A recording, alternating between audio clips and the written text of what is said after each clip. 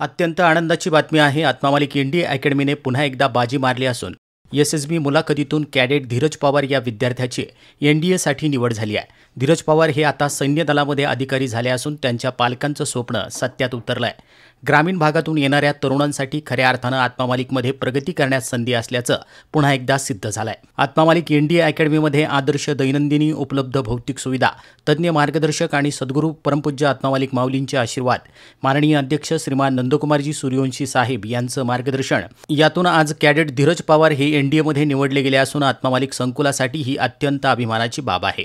यापूर्वी अकॅडमीचे भारतीय सैन्य दलात 2020, 2021, 22, 23, 24 मध्ये 7 विद्यार्थ्यांची एनडीएमधून लेफ्टनंटपदी निवड झाली आहे. त्यामध्ये कॅडेट सुशांत नाईक, कार्तिक ढसाळ, निखिल कापडणीस, अनिकेत गाडेकर, अक्षय जाधव, श्रेय भंडारी यांचा समावेश आहे.